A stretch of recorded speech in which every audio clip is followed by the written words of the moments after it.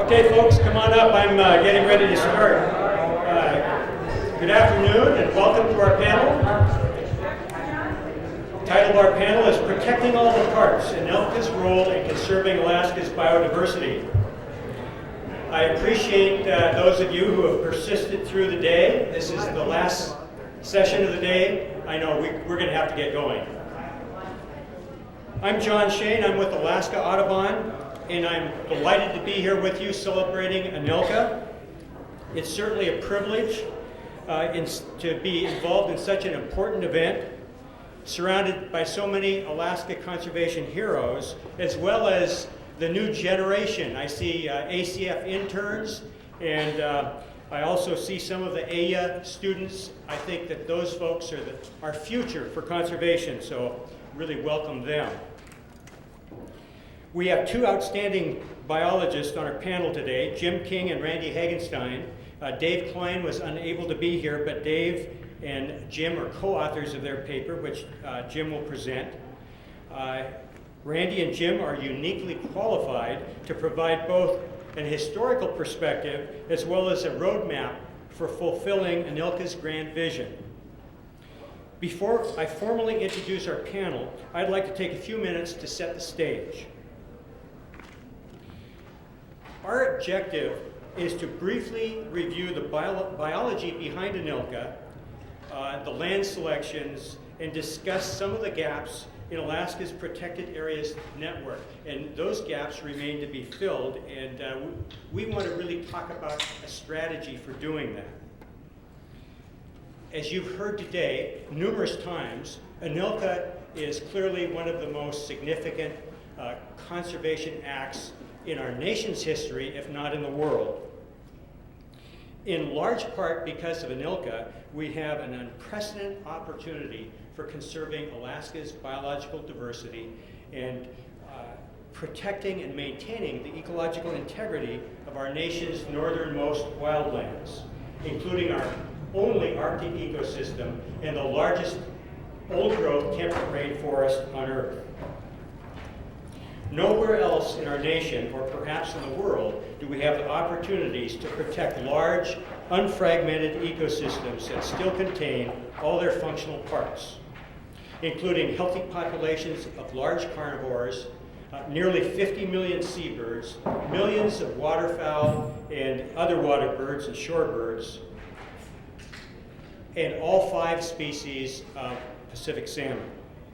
These opportunities occur largely because of Alaska's low human population density, less than 1 per square mile, remoteness, and short history of development, which has left approximately 95% of the landscape unaltered by agricultural, industrial, or urban development. Furthermore, 90% of Alaska is public lands, and about 60%, a little more than 60% is under federal jurisdiction. And due in large part to ANILCA, approximately a little more than a third of all Alaska's lands are protected in national parks, refuges, or Forest Service wilderness areas. The research and groundwork for ANILCA began over 30 years ago, prior to the discipline of conservation biology and the advent of computer-based GIS tools. It's truly remarkable what was accomplished by a few dedicated group of biologists and citizens who worked with maps on the floor, as you've heard, and come up with such a great plan for protecting Alaska's lands. However, we've got new tools, new technology, and conservation biology theory that is going to help us fill some of the gaps. And Jim and Randy are going to provide us with more detailed information about how ANILCA, the biology behind ANILCA, how it was developed, as well as how we can identify the gaps and what those gaps are.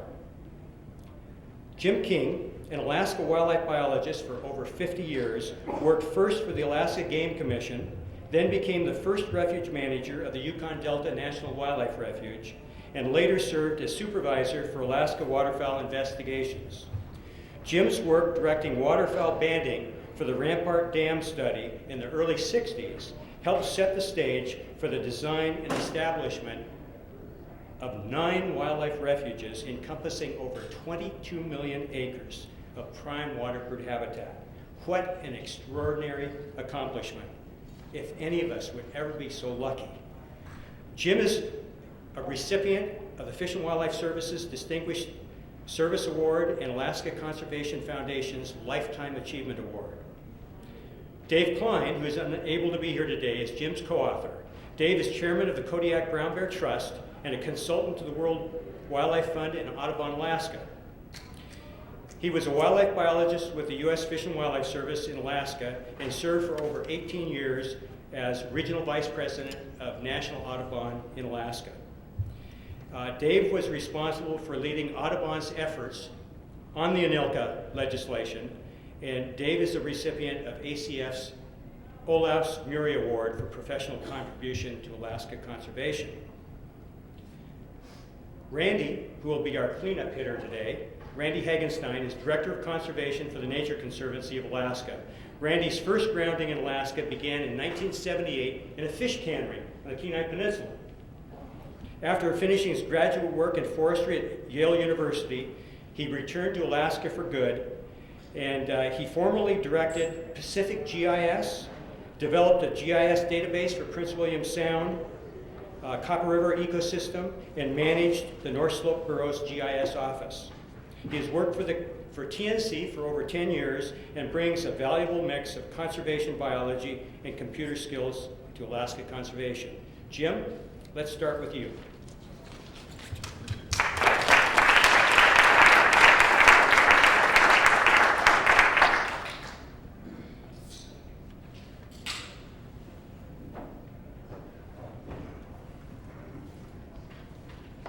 Well, thanks for the kind words, John. I'm sure my mother would agree with you. Perhaps no one else.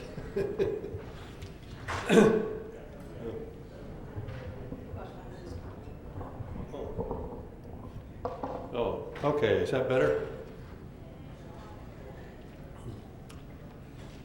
I was never a lobbyist by training or inclination, but things happen. In 1971, I was asked to write a report on public wetlands from which new national wildlife refuges might be designated to compensate for waterfowl habitat granted to Alaska natives. I identified 58,000 square miles. That was the best I could do on a 2-day deadline.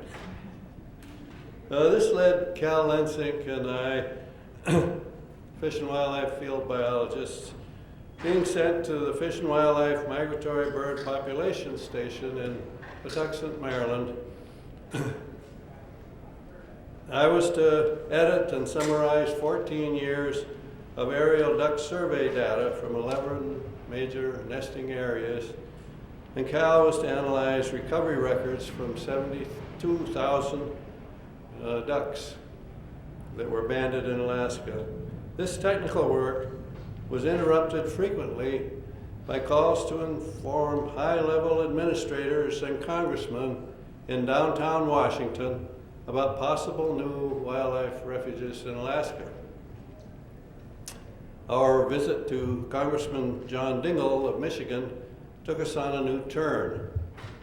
After a perfunctory handshake, he forcefully demanded, "Just what is it you want?"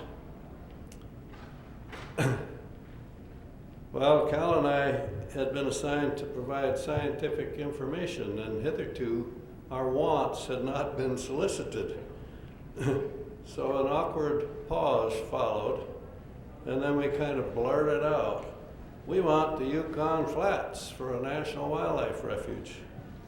Also the Tetlin Wetlands, the Kayakuk River Valley, the Canute, the Nowitna, the Inoko, and the Selawik Lowlands."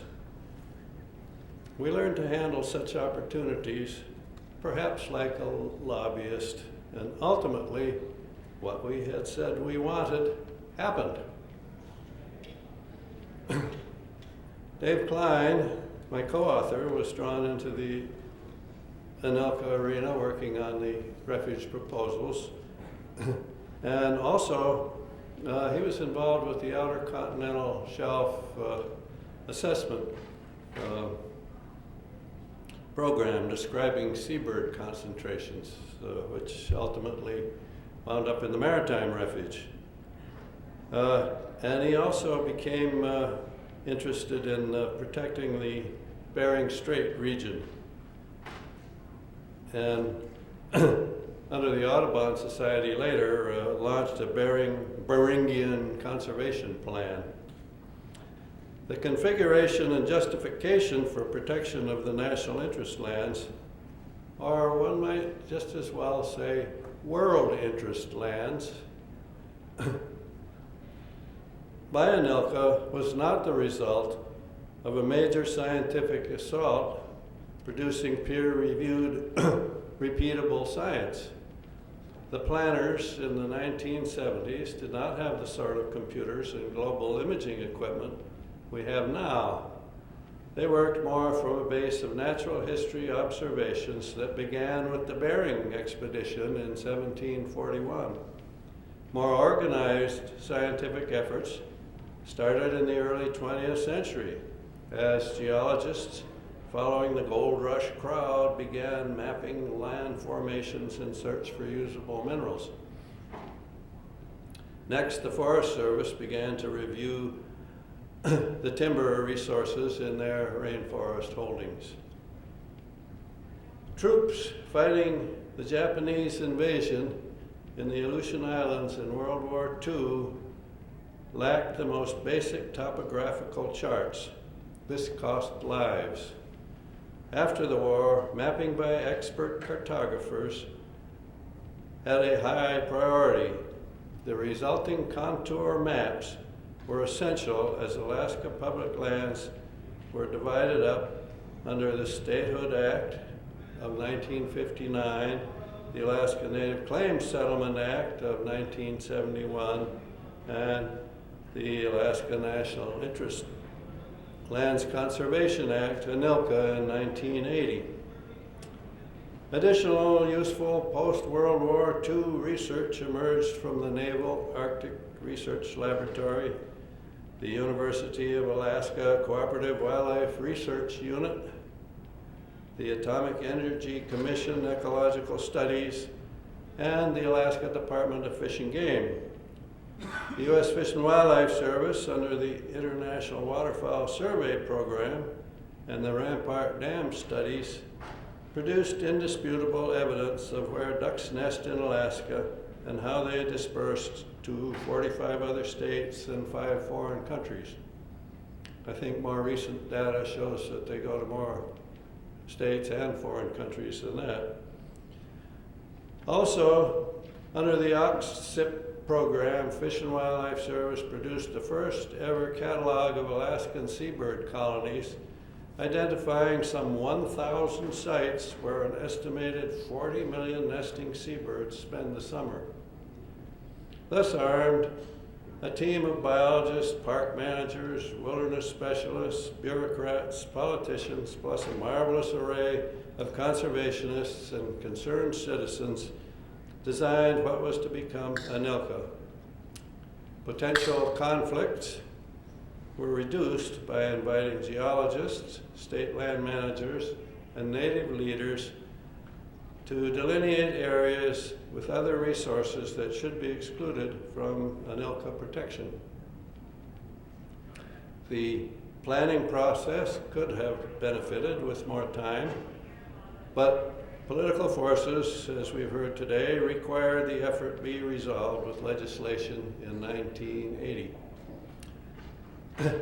Dave and I debated listing the most important individuals in this paper and their contributions to ANILCA.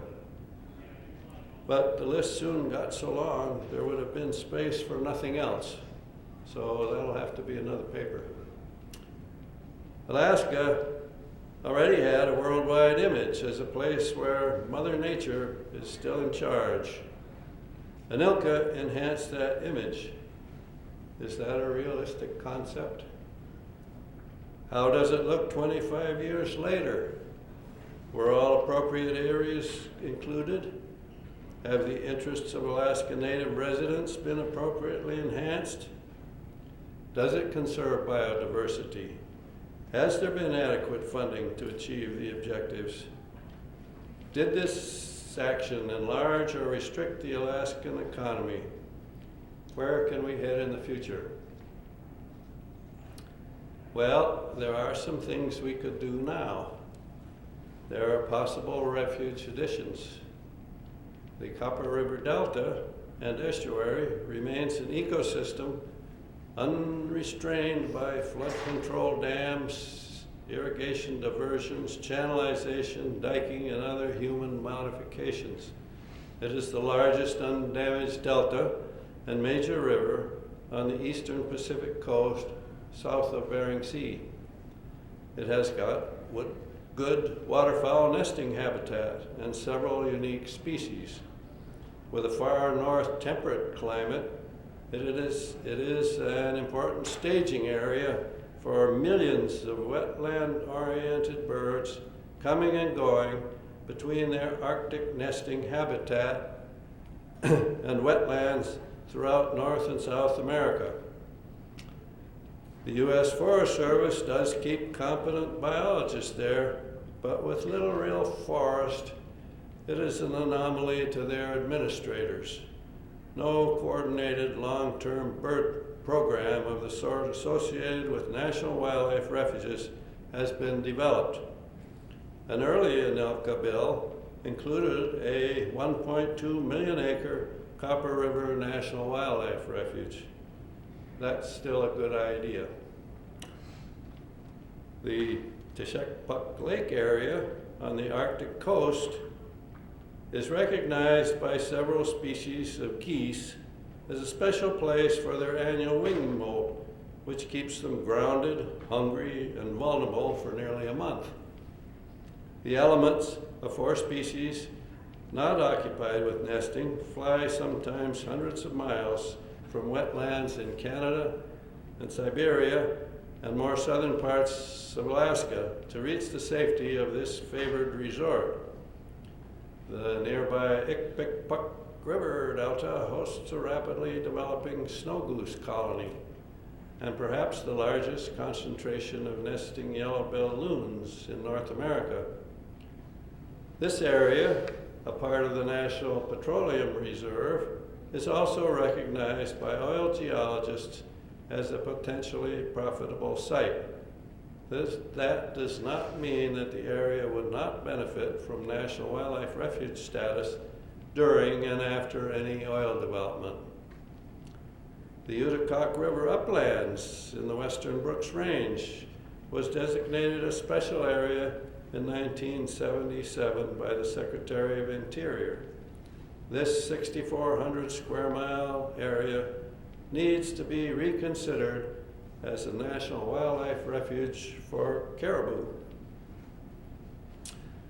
Some acquisition of inholdings and adjustment of boundaries are needed. Admiralty Island National Monument protects what is perhaps the world's largest remaining old-growth sea level wilderness forest. President Teddy Roosevelt declared this area a forest reserve closed to private acquisition in the first years of the 20th century. Else it would doubtless not have been available for wilderness designation under ANILCA. The monument includes a small number of private inholdings along the shore. The island also includes a large native property which has been clear-cut and an unprotected northern peninsula where there is a large mine.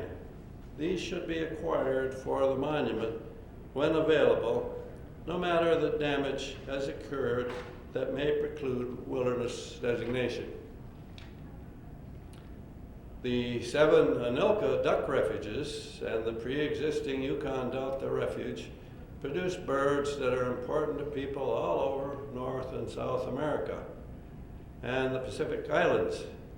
Purchase of the extensive inholdings, when available from willing sellers, should be a permanently funded effort. Large blocks of native lands granted in 1971 were laid out for political rather than historical or practical reasons. The native owners cannot tell which lands are theirs. Refuge biologists have difficulty laying out scientific study areas around private lands. A far-sighted plan is being developed on the Yukon Flats National Wildlife Refuge to consolidate native holdings through land swaps and purchases that will benefit everyone. This trend needs encouragement. There are cooperative refuge management possibilities. ANILCA includes a 3-page section on refuge management that deals with native lands within the refuge boundaries. This authorizes the government to develop cooperative agreements that will provide technical assistance to the landowners, including resource and land use planning. This mandate remains largely unfulfilled. Better implementation could provide enormous benefits to both the residents and the wildlife of these refuges. The people of the native villages within and adjacent to these refuges are often low on income and sometimes dejected. The refuge status of their ancestral lands has done nothing personal for most of them, though they continue traditional activities there. A major refuge objective should be developing ways to enhance the village economy and quality of life. This will require funding a new level of expertise. A refuge program that discourages or eliminates its indigenous refuge residents should be unthinkable. The refuge personnel have recognized the opportunity for archaeological and anthropological studies, the records of oral history, and the development of culture camps for youngsters. This effort is grossly underfunded and lacks department support. There are research and education needs and opportunities. There are some oases in the upper latitudes where encircling mountains protect the land from polar weather patterns. The summer sun goes round and round, seldom or never setting, creating near tropical conditions for several weeks. The Yukon Flats, bisected by the Arctic Circle, is the grandest of these sun bowls in America. Air temperatures regularly reach the 90s, and water temperatures can exceed 75 degrees. These Hawaiian-like conditions produce a food bonanza for a bird resource that exports itself to consumers throughout our hemisphere. There is a compelling need for research on climate change and far north hydrology. The permafrost, which is credited with holding surface water in the wetland basins, is melting. With annual rainfall like Nevada, a Nevada-like desert could develop in our Sun Bowl refuges. An understanding of the hydrology of these lands might indicate innovative ways that spring runoff could be better distributed to wetland basins by diversion dikes or ice dams. The Refuge Division could provide the people of America an exciting resource by establishing a wildlife research, native culture, and refuge training center at the historic village of Fort Yukon, in the middle of the Yukon Flats, our greatest duck refuge. Branches at other refuges would be pertinent. Hosting Native and other youth with an interest in refuges, college students with research projects, and senior scientists from all over would benefit those within and far beyond the refuge boundaries. Winter refuges for wild swans are needed. Half of North America's wild tundra swans and 80% of the world's trumpeter swans nest in Alaska. They are part of the avifauna of 2 national forests, 10 national parks, 10 state refuges, and 13 national wildlife refuges in Alaska. Swans from these 35 protected areas can no longer winter in the temperate estuaries of the US and Canada, which historically was their first choice. In the 19th century, the tundra swans were grossly reduced and the trumpeters nearly exterminated. Their partial recovery during the 20th century depended on their learning to feed on agricultural lands.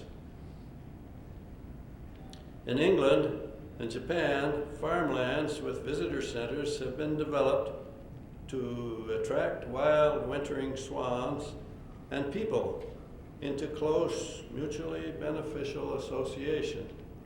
The swans pay their own way by luring people to gift shops and tea shops. This is an opportunity we have not tried in North America. To ensure the permanent presence of these most massive of the world's flying creatures in Alaska's protected wildlands, we must not leave them entirely at the mercy of agribusiness for their winter sustenance. We need an Ilka atlas. There have been a number of pamphlets and maps and oversized picture books about Anilka lands.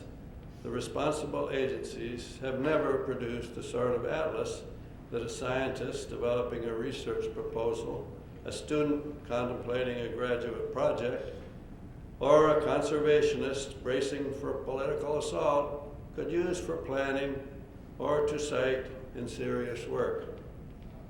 Needed is a basic summary of comparative data on weather, geography, land status, birds, wetlands, populations, and so forth. Such information is often included in internal documents, but is not available in usable form to the public.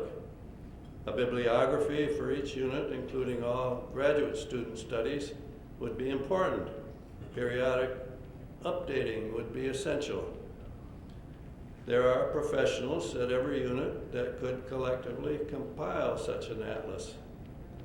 The American public deserves no less. The Beringian Land Bridge International Park. In the 1990 summit meeting, President George Bush and Mikhail Gorbachev produced a statement of intent to establish a Beringian Heritage International Park. This was an outgrowth of negotiations under the 1972 US-USSR Agreement on Cooperation in the field of environmental protection. Initial Russian enthusiasm resulted in a proposal for a 9 million acre Chukotka International Park that is yet to happen. In Alaska, 4 national parks resulted from this concept: Bering Land Bridge, Cape Krusenstern, Noatak, and Kobuk Valley. Our National Park Service, with continuing support from National Audubon, keeps this concept active with multidisciplinary studies under their shared Beringian Heritage Program. This international park is unfinished business for both countries. A Pleistocene Ice Age World Heritage Site. The Wrangell St. Elias National Park and Glacier Bay National Park in Alaska, along with Canada's contiguous Kluane National Park and British Columbia's Tatshenshini Provincial Park, have been dedicated by the United Nations as the largest of their World Heritage Sites. The boundaries of these high mountain areas often cross drainage patterns and otherwise lack ecological rationality. A number of contiguous public lands in Alaska and Canada were not included. These are the Tetlan National Wildlife Refuge, 3 Forest Service sites, the Copper River Delta, the Yakutat Forelands, and the Juneau Icefield. Also Alaska's Chilkat Bald Eagle Preserve, the joint Klondike Gold Rush National Historic Park, and British Columbia's Atlin Provincial Park. Collectively, these include the grandest remnant of the Pleistocene Ice Age in temperate America. These additions would complete the picture by including more of the rich life zone at the outwash plain at the toes of the surviving ice fields. Northern rainforest on one side, boreal forest on the other. Let's put it all together as the Pleistocene Ice Age World Heritage Site. Well, maybe I did learn something about expressing wants from Congressman John Dingell. This is some of what we want now. Can it happen too?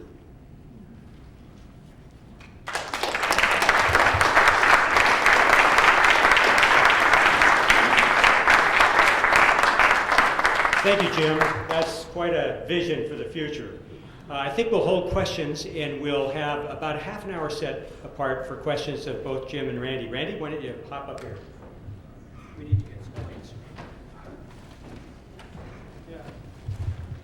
You know how we can turn the lights down? Okay.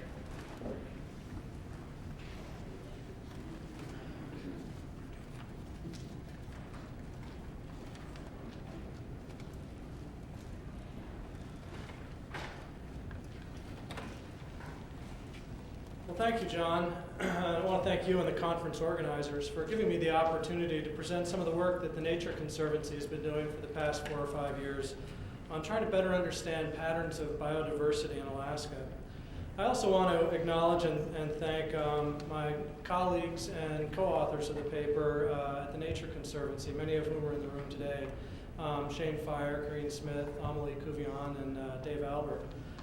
Further, I want to thank you guys for stifling your laughter when John talked about my computer mapping prowess. That showed great restraint on your part. These guys are really the technical firepower behind a lot of what you're going to see in the presentation. So I'll put you on notice. If anybody asks any really hard questions, they're going right back out at you. John asked me to address a fairly simple question. How well does ANILCA protect Alaskan biodiversity? It seemed pretty simple at the outset. It's amazing how complicated one can make a simple question. But let me walk you through some of the analyses that we undertook at the Conservancy. I'll draw some general conclusions out of that, and then following Jim's lead, make some general recommendations about areas to focus in the future. First, let me give a few caveats. Protection of biodiversity was one of the purposes of ANILCA, but it was far from the sole purpose. Many of ANILCA's purposes can be accomplished on the same piece of ground, compatible interests. But in some cases, a piece of ground that optimizes one value may not be necessarily optimal for another value. For example, lands with high scenic value may not be the best lands in the world for growing ducks or growing caribou. I'm going to be measuring ANILCA on one metric. It should really be measured on with a whole bunch of different yardsticks. So that's one caveat. A second is that Alaska is a vast place with really remote areas. We're blessed with that, but it also means that it's a relatively data-poor place. So we lack the kind of detailed biological surveys that have been done throughout much of the lower 48 that help in conservation planning. So the data sets that we've used are not as recent, not as complete, and a little bit more general than we might otherwise like. But it's what we've got, so it's what we work with. Third, I'm going to be really showing just the tip of the iceberg on the kinds of analyses we've been working on, and just give you an idea of the kinds of things that we've been thinking through. So we're just scratching the surface here. In the 25 years since the passage of ANILCA, the field of conservation biology has been born. An extensive body of theory and tools have been developed that help us evaluate conservation strategies through a series of different lenses. These were not really available at the time that Jim and his colleagues and the many visionary people that we've heard speaking today were doing the work on ANILCA. Particularly in the last 10 years, a lot of effort has gone into defining the characteristics of optimal reserve networks, again, largely from a biological perspective. Reed Noss and others have written extensively about cores and buffers and corridors connecting protected areas. Many researchers have also recommended taking a hierarchical approach, one that ensures conservation of species that use very small areas, as well as conservation of the larger landscapes and ecosystems in which they're embedded. I've listed a few general concepts that have been summarized by Craig Groves in his book, Drafting a Conservation Blueprint here. These are a good starting point. First, a reserve network should ensure that both the rare and unique species, often called the fine filter, as well as the more common, larger scale systems, often called a coarse filter, are included in a conservation network. Second, a reserve network should also include representative examples of all common ecosystem types. These should be distributed broadly rather than clustered narrowly in one area. Finally, a reserve network should be sufficiently large to ensure the conservation of wide-ranging species, such as brown bears, and migratory species, such as caribou. And it should also be large enough to ensure that the kinds of ecological processes and disturbance patterns can have their way across the scale of landscape that they're meant to operate at. And fire in Alaska gives a great example of the sort of scale that we need to be thinking at. The Nature Conservancy has been applying these concepts to evaluate the current network of protected areas in Alaska and to identify the areas of highest importance for biological diversity. For this presentation, we're focusing on evaluating our protected areas against a couple of focal species, salmon and caribou, and representative ecosystems. So let me rephrase John's original question and put a little bit of a different point on it. How well do Alaska's parks, refuges, and forests protect the diversity of ecosystem types found in Alaska? And how well do our conservation lands protect key focal species? Again, I'll just be focusing on anadromous fish and caribou. This map shows the lands that were protected by or augmented by the passage of ANILCA. Some 104 million acres in parks, wildlife refuges, national forests, recreation areas, and wild and scenic rivers. About half of this in designated wilderness. Of course, the ANILCA lands don't exist in a vacuum. They exist in a patchwork of complex ownerships, including private lands, state lands, other federal lands.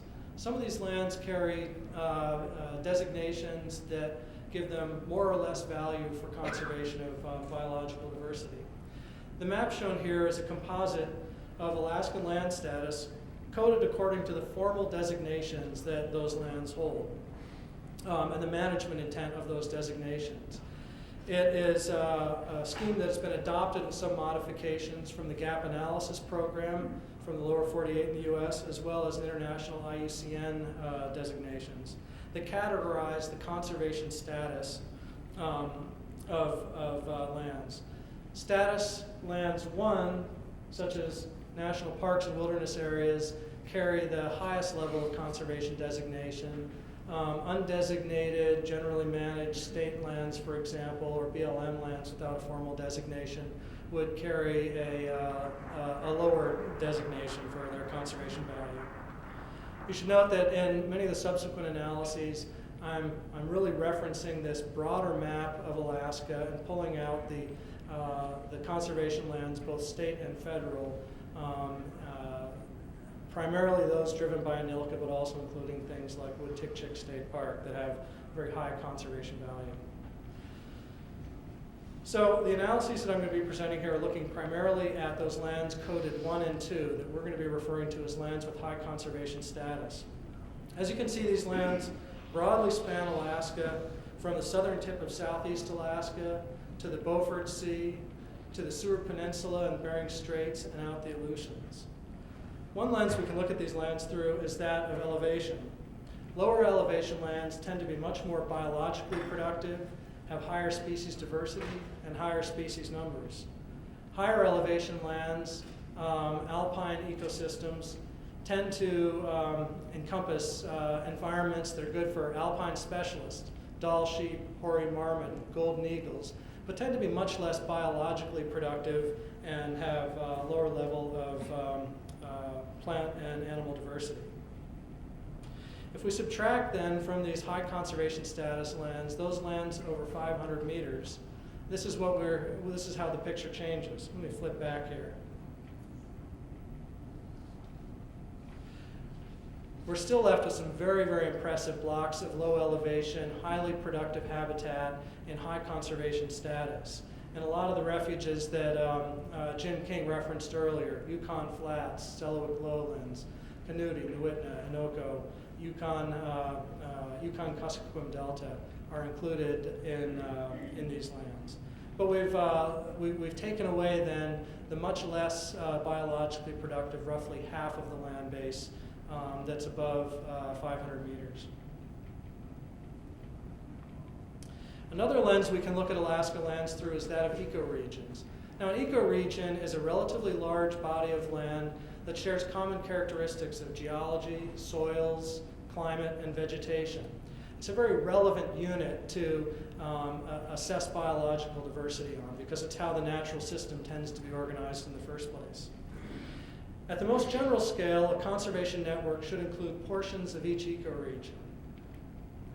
And when you look at the high conservation status lands with the ecoregional boundaries over it, it's clear that generally they do, but how sufficiently? Let's drill down a little bit into this question. Here's the next level of analysis. This map shows the ecoregions color-coded according to how much of the ecoregion is in high conservation status. And there's great variation from nearly 100% in the Wrangell Mountains and the mountains in southeast Alaska to much less than 10% when we look at the coastal plain on the North Slope and the foothills of the Brooks Range.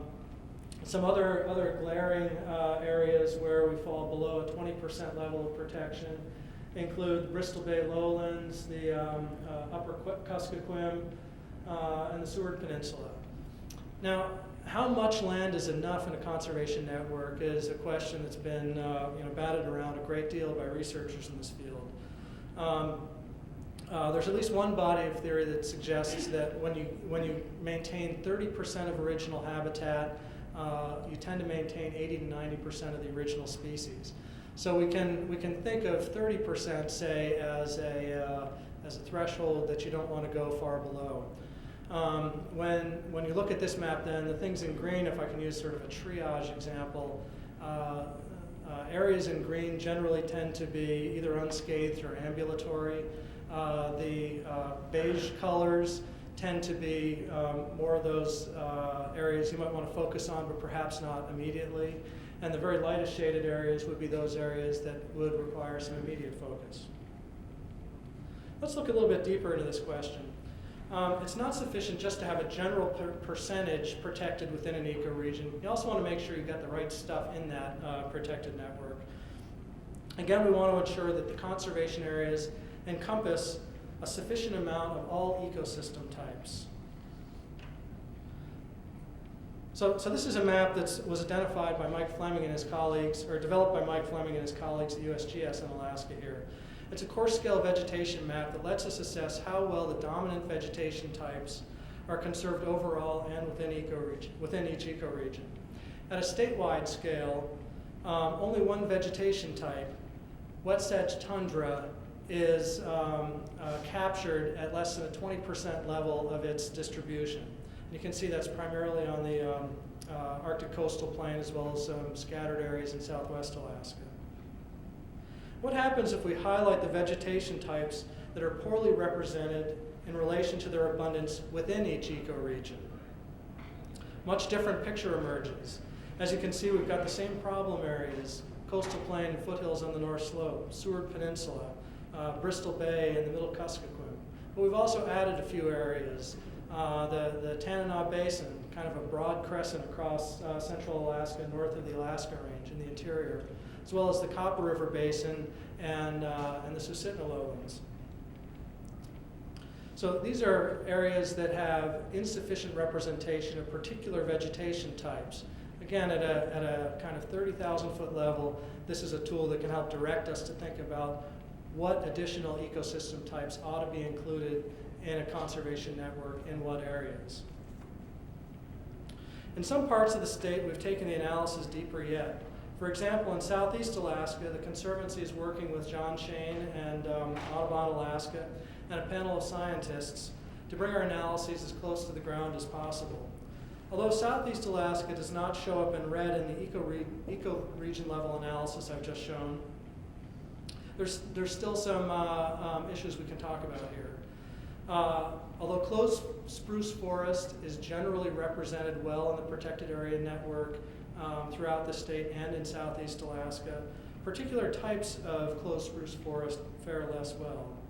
For example, old growth riparian forests, those highly productive large tree stands growing adjacent to river valleys, have been disproportionately affected by human activities in southeast Alaska and have been insufficiently included in the protected area network that's been set up in southeast Alaska.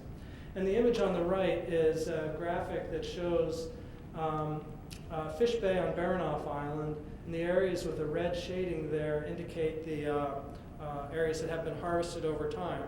And you can see, maybe if I can get an arrow here, the lands that surround the stream on either side, those riparian big tree forests, have been inordinately been the focus of harvest there.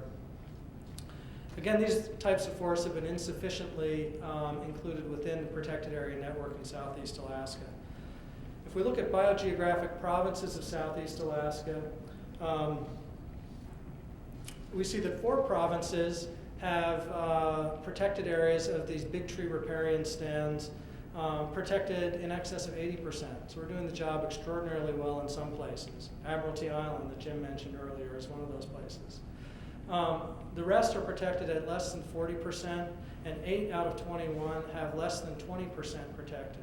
Well, that's of the riparian old growth big tree stands that are extant today.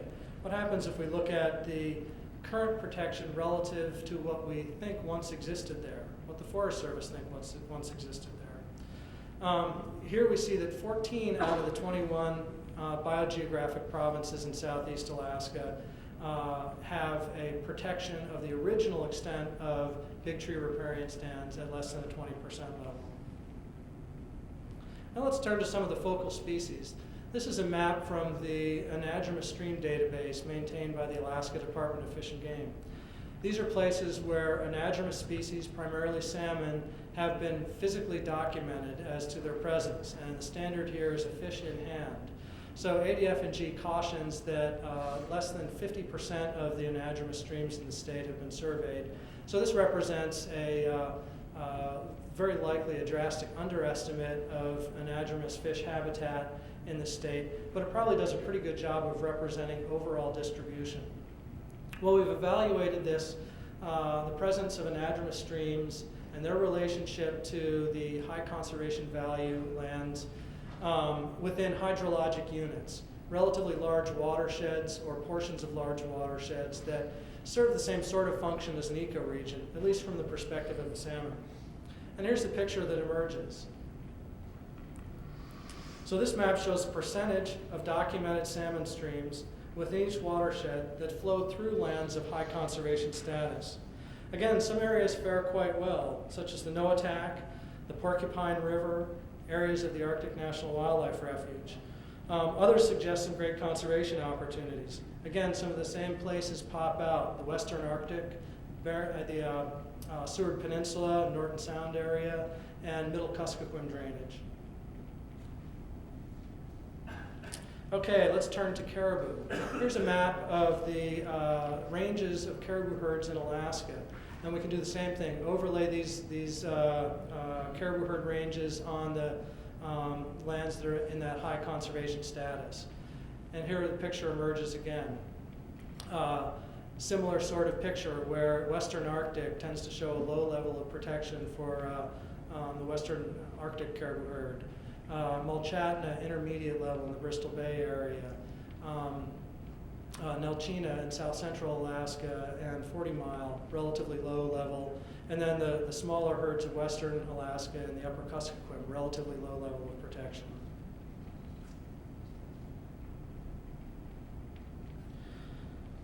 Well, how might ANILCA have been improved upon if we had had the body of conservation biology theory and tools and data 25 years ago that we have today? Over the past 3 years, the Conservancy has been looking at patterns of biodiversity for the 3 ecoregions that comprise America's Arctic: the North Slope, Brooks Range foothills, and coastal plain. We've integrated data on species distributions and concentrations, terrestrial vegetation, freshwater communities, and human uses, and conducted a variety of analyses on these data sets. This map shows a composite view of species and ecosystems that we call a relative biodiversity index. Roughly, this is a measure of the diversity and abundance of species and ecosystems on the North Slope. Using the various data layers that I just talked about, with extensive review by North Slope biologists and experts, we've defined a network of locations that we feel have the greatest value for biodiversity in these three ecoregions that comprise the North Slope and Brooks Range. Many of these areas, incidentally, match up very well with the hotspot analysis that John Shane and Audubon did a few years ago for the Western Arctic, and some of them, including Teshekpuk Lake in this area here, and the Uticok Uplands in this area here, Jim King just referenced as priorities for conservation as we look forward. So this network of areas covers approximately 45% of these three ecoregions, yet would adequately conserve approximately 95% of the species and ecosystems represented there. If we look at the high conservation status lands on the North Slope, shown here in green, we see a much different pattern. And clearly there's a significant mismatch between what the biology tells us and where the land designations showed up. We've got roughly a similar land base, but it protects a much different array of biodiversity, a much less representative array of biodiversity, and misses a tremendous amount of important habitats for a variety of species in the foothills and coastal plain. Let me take this to change the focal length of the lens once more and take it to a circumpolar context. This is a map by Skip Walker and colleagues showing circumpolar Arctic vegetation. Alaska's kind of a bit player in some ways. We've only got 9% of the globe's circumpolar Arctic vegetation. Yet we support fully 30% of the circumpolar Arctic wetland types, including the two largest contiguous wetland complexes on the YK Delta and on Alaska's North Slope. So clearly what we do on our land base in the YK Delta and on the North Slope has global implications in terms of conservation of biodiversity. Well, let me try to tie a few things together and draw some general conclusions here. First, ANILCA accomplished a tremendous amount of conservation, and I'm truly humbled to be presenting in this forum and to be part of the celebration that has what I feel are some of our country's true conservation heroes and champions that are assembled here for the next couple of days. ANILCA excelled in conservation of big ecosystems. That's very, very clear. It excelled in conservation of alpine systems as well. The Act excelled in conservation of waterfowl nesting and migration areas, and we owe a lot of thanks to Jim King for his tireless efforts at the time to make sure that happened, and the serendipity of being in the right place at the right time and asked what we should do then. So thank you, Jim, for that. It also excelled in conservation of island ecosystems, especially out the Aleutians, and of seabird colonies. These accomplishments are significant, and we should celebrate that. But we should also be aware of what needs to happen if we're to ensure long-term conservation of biodiversity in Alaska. We've got gaps, as I've tried to point out today. North Slope, including the coastal plain and foothills of the Brooks Range, the Seward Peninsula, Bristol Bay, the Upper Tanana, Upper Kuskokwim, highly productive riparian forests in southeast Alaska. These are all areas that I contend need additional conservation efforts if our conservation units are truly to encompass Alaskan biodiversity for the long term. Let me close then with three additional challenges that I see for biodiversity conservation here. You have all done something grand and visionary to protect Alaskan lands. And many of us labor day in and day out to make sure that investment isn't lost and to continue to build on it. The current generation should set its sights on something as visionary and grand for Alaska as ANILCA was on land. We should set those sights for having something as visionary and grand in the water from mean high tide out to the 200-mile limit. Here are the additional waters that have some measure of legislative protection to add to these, the map of terrestrial conservation status. Let me do that again. Did you miss it? There's a little bit there, okay? I don't want to take away anything from some of the very, very extraordinary efforts that have happened, especially recently, to put a lot of the Aleutians off limits to trawling to protect very, very sensitive and productive coral habitats on bottom. North Pacific Fishery Management Council did a great thing by imposing regulations that put those areas off limits. And there's a number of other regulatory actions that have been taken to protect stellar sea lions and for conservation of crab and seabird habitat near the Aleutians. Those are great, and I don't want to take anything away from it, but they aren't locked in legislation, they're locked in regulation. And I contend that having a system of marine conservation areas is one of the big challenges that we can face for the next few decades. Second, we need to develop new approaches and partnerships to ensure that native lands continue to play a strong role in conservation. And this has to be done while maintaining these native lands in native ownership. This is going to require, I think, a fundamental shift in how we think about and do conservation in Alaska. And it's certainly going to require a steady investment in very, very long-term relationships. Finally, and I have to confess that listening to the great presentation at lunch, Jimmy Carter kind of scooped me on this one, but I guess, you know, as a former president and the signer of ANILCA, that's kind of his right, so I'll give him that one. But we need to really understand how our changing climate is going to affect patterns of biodiversity in Alaska and how that relates to the land base that we have in conservation status. Our changing climate will affect how, where, and if our ecosystems flourish over time. And we need to really think about these changes, understand them completely, and respond appropriately to them. When we celebrate the anniversary of ANILCA at 30 years, at 40 years, at 50 years, I think these are the things that we ought to really be measuring our progress against. How are we doing against our gaps in a protected area network?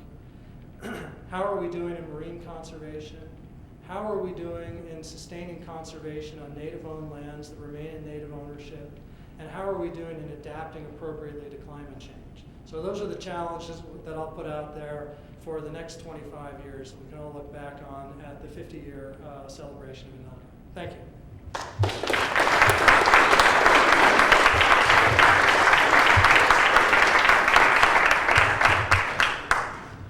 Thank you, Randy. We're going to take a few questions here. Randy and Jim, why don't you come on up? I would like to just say that Aldo Leopold, in his classic Sand County Almanac, said that the first precaution of intelligent tinkering is to save all the parts. And I think that ANILCA is truly landmark legislation, world class. It gives Alaska opportunities that don't exist anywhere else in the world.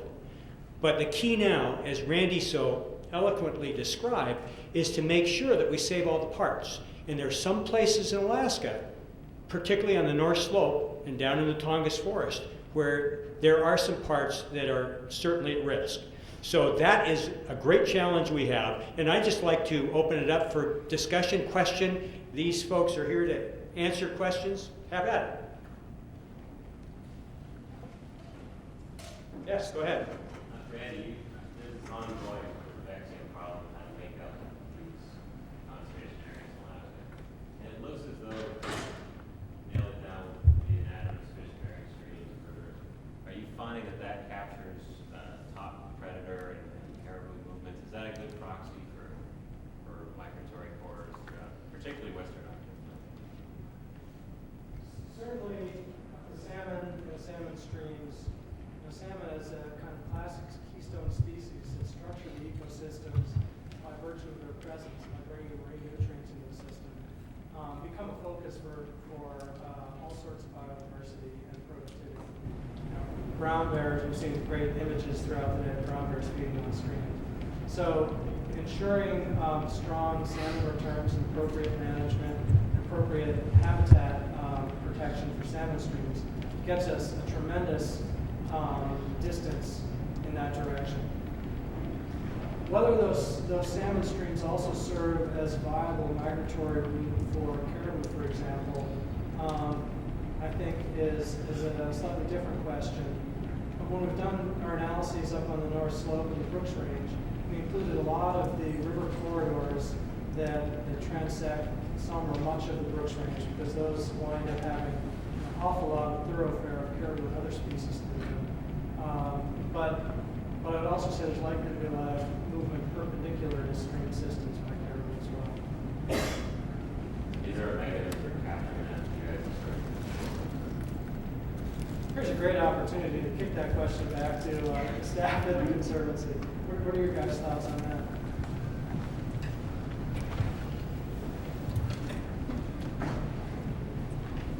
I think that using streams as initial corridors is a good start, but as Randy said, it doesn't cover everything.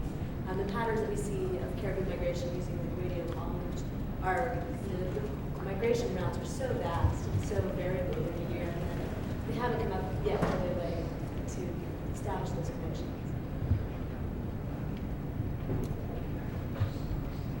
I might just mention that the gap analysis you just saw is the first significant gap analysis that's been done for Alaska on this scale.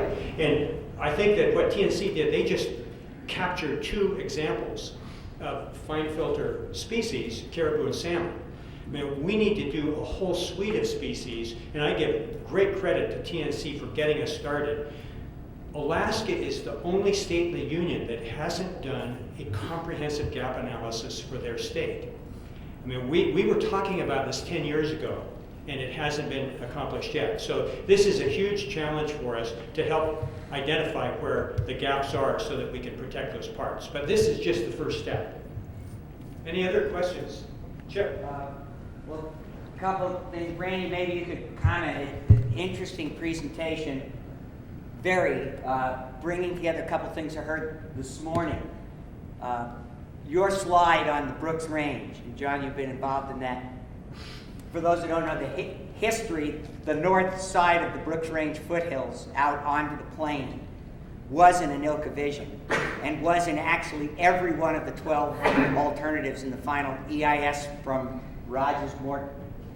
At the 11th hour, ASRC came up short on entitlement, and the Secretary had to take the lands out of the proposal.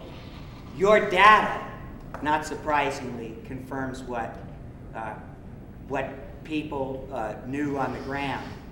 And matching the things you said with your data, some of the comments that Byron Malott made today about unfinished business, and your comments about native lands, and the substance of, I mean, this seems to be one place where it all knits together, including climate change, because if you don't have the sweep of habitat, before we fix everything in global climate change, things are going to have to move around. There are going to be changes. So do we capture the broadest swath of habitat to give them a chance to try to move around and adapt? How do you see the Conservancy, for example, being able to take this information, Byron's insights of looking at unfinished business, and what process could you envision to begin to put this from, I guess, strategic science into tactical, if not tactical science, tactical politics?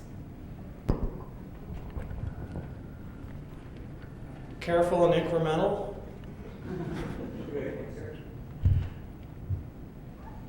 Any broad sweeping proposal is going to get bogged down in a whole variety of issues. So I think the general opportunity you see to knit together a bunch of these themes ought to start on a case-by-case basis with careful analysis, and make sure that early challenges have clear benefits all the way around, rather than opening up a bigger Pandora's box. Do you see a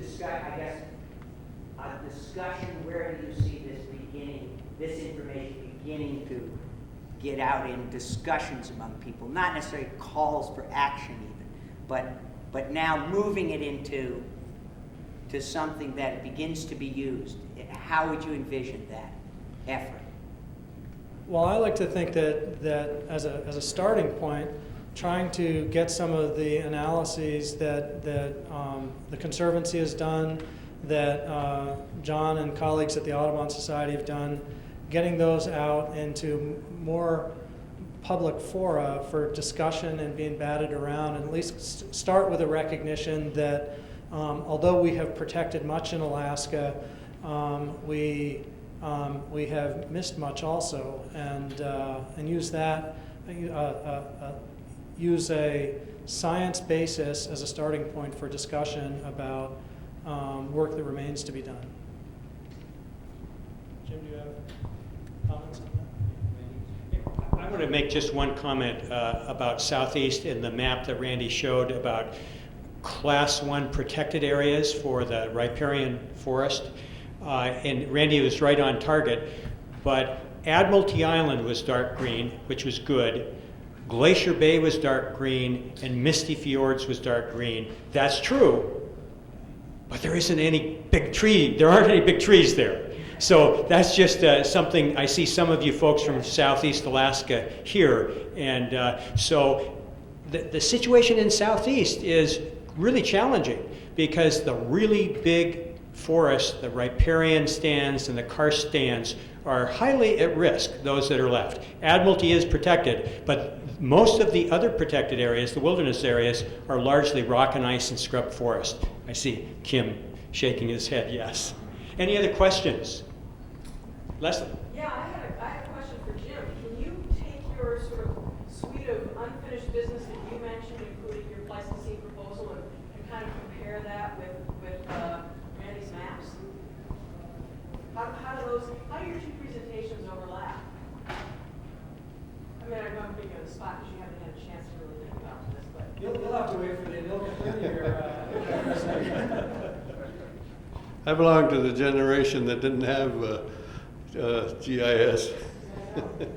We really took advantage of those contour maps that USGS made, and they're wonderful maps.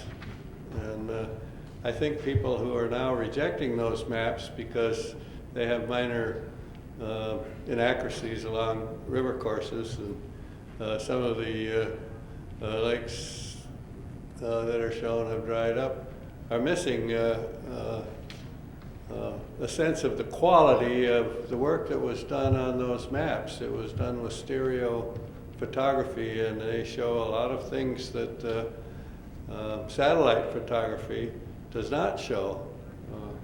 And they represent an editorial interpretation by experts, which, the sort of things you get from satellite pictures don't have that level of expertise in interpreting them.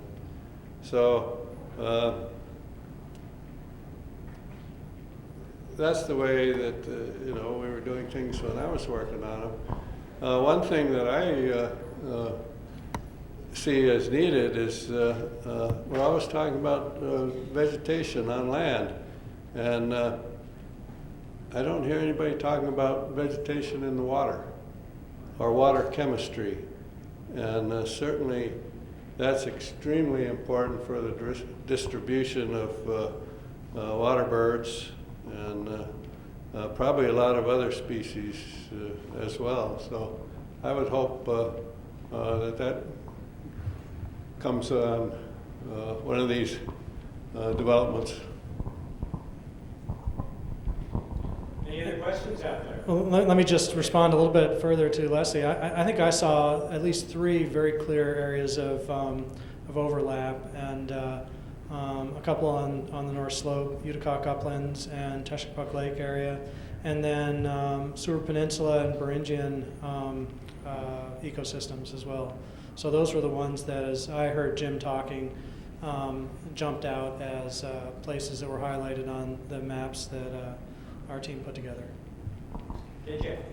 Yeah, I wanted to talk just briefly again about Southeast, and with the incredible pressure that's put on the public land with public land being privatized, perhaps new native corporations, existing native corporations, mental health land, university land, whatever it might be.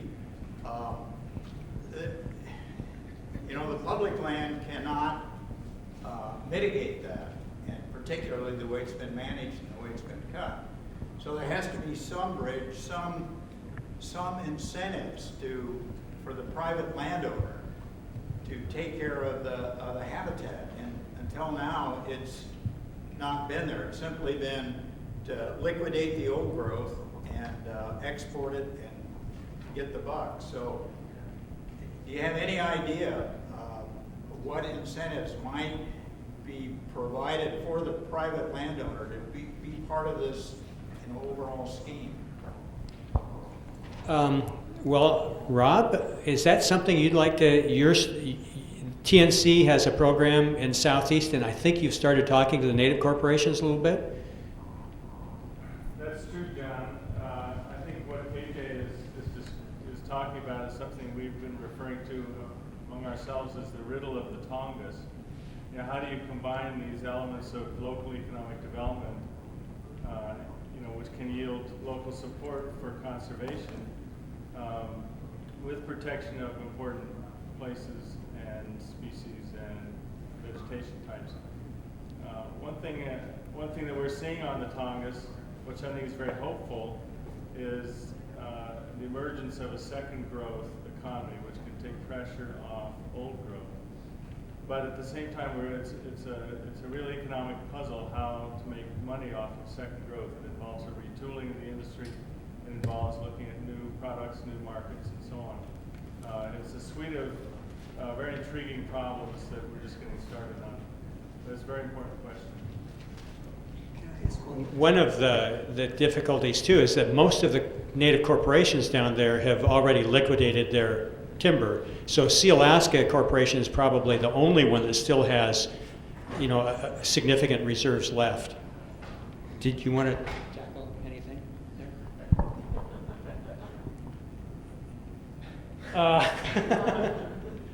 Well, there's sort of the usual kinds of programs for habitat acquisition that are available in Southeast also.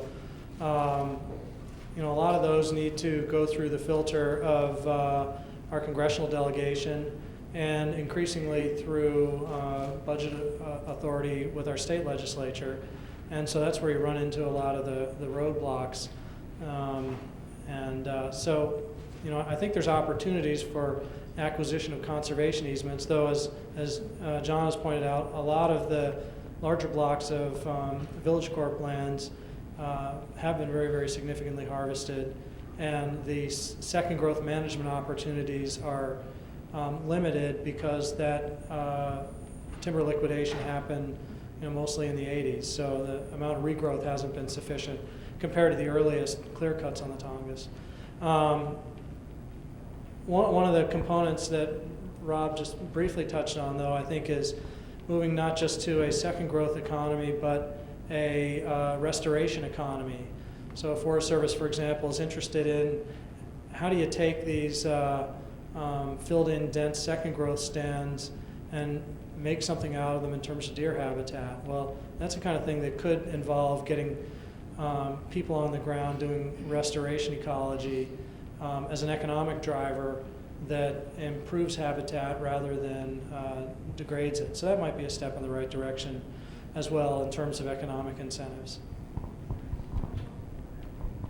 Chip? One quick follow-up question. Maybe Randy and John both can address this. We've cast this panel in terms of the unfinished business of ANILCA. But what do you see in terms of we've done a good job protecting a lot of Alaska. We still have areas to protect. Could you comment, though, while it's the unfinished business of ANILCA, is it an ANILCA pattern? Is it large blocks of designated CSUs? Is it the mix? We probably all have our own ideas. John, in some areas, is it practices, or in some areas, practices aren't good enough for a stand of trees? You need a block of trees. What do you see in terms of it the next business of ANILCA is not necessarily an ANILCA Xerox. It is also new forms. What do you see in that mix?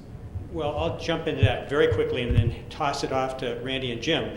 I think that it's different than what ANILCA was. ANILCA has given us an opportunity that doesn't exist anymore anywhere in the world. What we need to do now is to be very strategic, and it's probably a mix of things. It's probably a combination of activities, including gap analyses and identifying where those gaps are, and being very strategic about protecting representative areas geographically across the state so we can fill in some of those missing links. I mean, that's one of the things I see, but I see this as being very strategic rather than being so widespread. And Chip, I work for the Nature Conservancy, and we've often contended that there's no problem so insurmountable that it can't be solved by buying more land. But I think one of the things that needs to happen is a much, much more careful and detailed analysis of threats to particular species and ecosystems, and then designing strategies that are really getting at those threats. An example is invasive predators in the Aleutians, and Fish and Wildlife Service has done a remarkable job at recovering island ecosystems by getting rid of foxes that were introduced earlier this century, and about to embark on hopefully as remarkable and successful a job taking care of rats on some islands where that's feasible. That's the kind of thing that doesn't involve Xeroxing ANILCA or moving the land base around, but just really thinking clearly about what the threats to biodiversity are and how you go about addressing those threats. So I think that detailed level of analysis needs to happen in more places so that we can begin to craft conservation strategies, particularly in the political climate we find ourselves in at the state and federal level today, craft strategies that can be implemented today rather than having a dream 50 years down the road. Keep the dream 50 years down the road, but also think about what can happen now. I keep thinking that one of the really big challenges for Alaska is to develop cooperative management programs with what we now call the Native community. Their Native community is defined by laws written by people other than natives, and we told them what they are, and the ANILCA thing really caused a good deal of separation, and I'm always amazed at in talking with Native people how much they know about their Caucasian ancestry, and they know who they are, and lots of them have an extensive going back to Europe and Scotland, and they know that. But we tell them they're natives, so then we don't work together anymore. They're addressing their needs, and we address our needs, and this is a sad situation. And there are a number of little chunks of native land that I didn't see falling out of your map, but the little river deltas on the Seward Peninsula are extremely rich. The floodplains of those rivers, really rich source of food, and we can see their richness not by doing botanical studies, but by looking at the birds that are there. But another aspect of that is that the subsistence thing has eliminated any sense of restraint. And we've got places that, the Noatak River Delta is one place that should be producing a lot of brant and geese, but, and there's a old gentleman there that keeps track of when brant nests are found on the Noatak Delta. And he used to tell me, there's 2 nests this year, and so forth and so on. But What he also told me was every brant nest he hears about, the eggs were eaten and didn't survive. But the brants are trying to come back to places like that, and a number of the other little deltas. You go back to Edward Nelson's day. He thought there was as many cackling geese in the Kotzebue Sound area as on the Yukon Delta. Now we don't find any cackling geese there. There's some unresolved questions about goose populations on the North Slope that may have been eliminated. There is one snow geese are trying to nest near Point Lay, but they lose most of their eggs to the local people every year, so they're not doing very well. So there's a lot of these minor management things that we really need to get together with the natives on. I mentioned birds, but there are other resources as well, and we need to sort of fold them into the conservation community. Okay, we're going to get you out of here on time. Thank you very much. And let's give our participants a round of applause here.